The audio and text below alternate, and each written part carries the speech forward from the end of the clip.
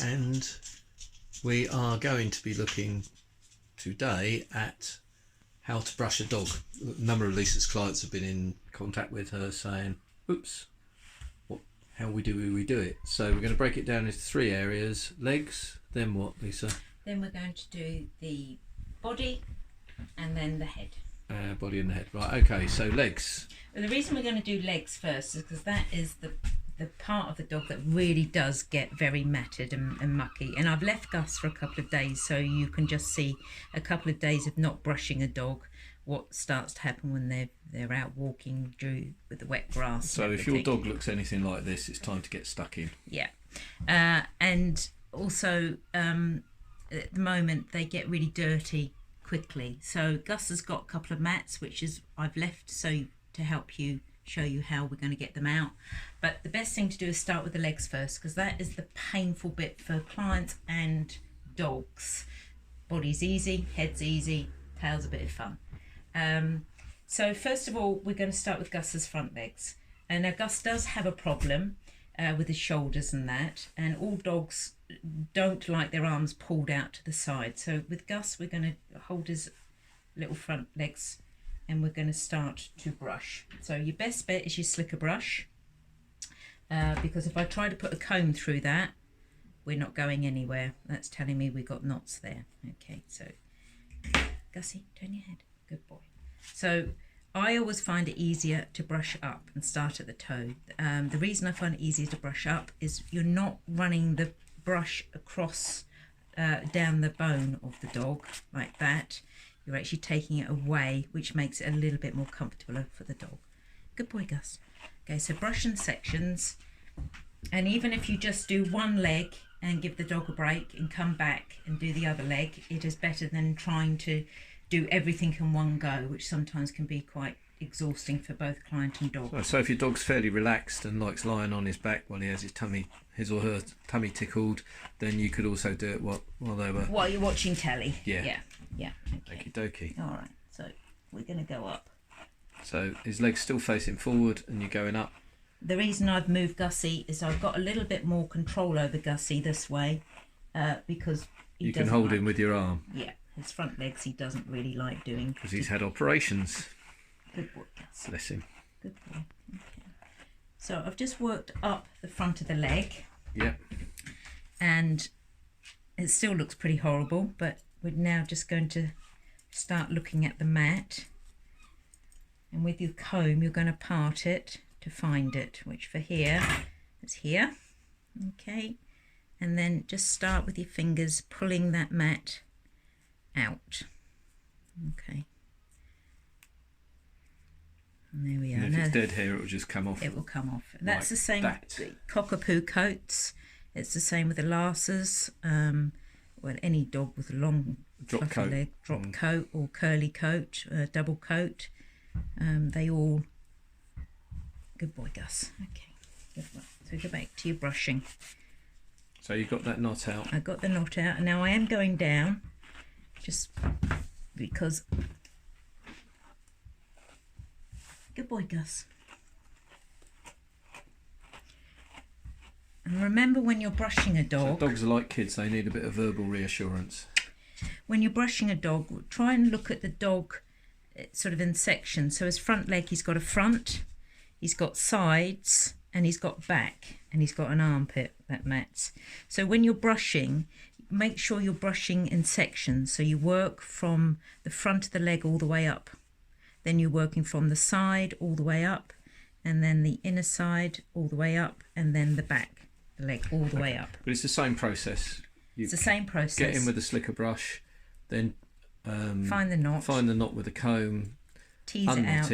Yeah. If you can't, which I'll show you on the back leg, if you can't get it out, then we're going to slice it out. Okay, do you want to go to the back leg now? Because that's fairly straightforward. Right, again, turn your dog around. In terms around. of what you've shown so far. And again, I always start from the bottom, especially with the bottom of the foot, not the bottom. Yes, the bottom of the coat, not the bottom. The reason I start that is it's easier to lift the coat up and work that way up the dog's leg, then work down. You actually do miss quite a lot by working down the coat. So here we are. Gus has got a nice little knot here. Good boy, Gus. Okay. Okay. So if you can what's the see treatment, it. The Doctor? treatment is we're going to see if we can separate it again. And keep praising them. If you need someone to feed them treats while you're doing it, that's fine. Obviously, make sure they're really good, healthy treats. Okay, so Gus here, we're not going to get that mat out comfortably, and most of you at home will find that your dog isn't going to stand still long enough for you to get the mat out. So we have two choices. If you have got a pair of scissors at home, you can either take the pair of scissors and be very careful from the skin. You want to make sure you're not going to get any of the skin, and you can just slice it down. That starts to separate the mat, and that's good on wool coats, double coated. Okay, and then you just start to part it. Good boy, stand. Good boy. So when a dog turns up to you with mats, this is what you have to do. Yes, and this is This is what, given the present shutdown, COVID-19, this is what owners are going to have to do. So otherwise, what are the consequences? Yeah, very, very matted dogs, and as the weather getting hotter, the mats will start to squish the coat, which makes the dog get hotter, and then they start to scratch. So that's the way to get rid of by cutting, by teasing, prizing, cutting. Split the mat, so you're going in and you're splitting the mat. It does take a while. If the mat has got to the stage where there is no way you are going to cut it, be able to sort of split it, then take your scissors and cut the mat out. So the bald spots won't show.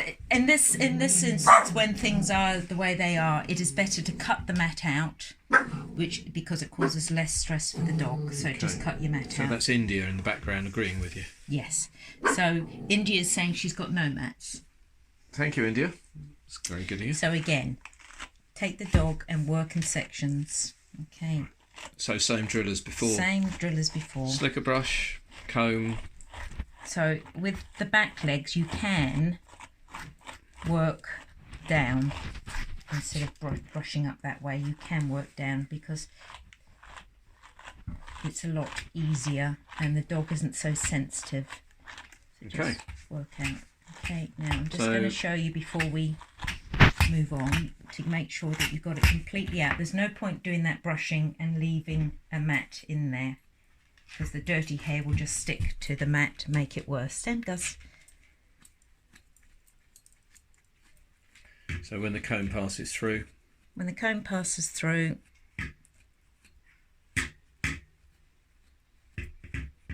so mat is gone. you can just see a little bit there. That one just will come out. I call them fairies. Really? Mm. Welcome to my world. So Gus has got no fairies or mats in that part of his coat. Now, that part is lovely and done, but around here, as you can see, isn't. So then you have to work around that part of the back leg. Rinse and repeat. And rinse and repeat. And really and truthfully, it does take a long time. So you would, sorry to interrupt, you would do this before you bath your dog? You would do this, ideally you should be doing this every day. If you do it every day, you'll be on top of your mats and the dog won't get very matted. It's also good bonding with the dog, yeah? Very good bonding, yeah. And the dog will, because if you've got no mats in there and you're brushing, the dog will come to enjoy it. A dog doesn't like being brushed when it's got mats in there because it's uncomfortable. Which is why sometimes dog walks in, thinks matted and gives you evils, because it knows what's coming. It knows what's coming. And it is quite uncomfortable for a dog to have mats removed. Okay, so I'm just going to go through with my comb. So that proves what you're saying, that mats are more likely to occur closer to the ground when they get damp and mucky and tangled. Yeah? Yes, I mean the wet grass we've got at the moment, dogs running, this is a dirty coat, as you can see. It's quite dirty, it's standing up, and my hands are dirty from touching him. The dirtier the coat, the more the mats will form because of the wetness and the damp of the grass. So really the brushing goes with the washing, goes with the drying, goes with the regular maintenance. Regular maintenance. But I have to say, in this where we are at the moment, brushing every single day is your best option. Dogs can go quite some time before they need a groom if they're brushed regularly. You won't have to take the clippers out to them. Okay. Right then, so next on the agenda Right, next on the agenda, now you've done... Next on the agenda is going to be the head. Okay, we'll come back in a tick.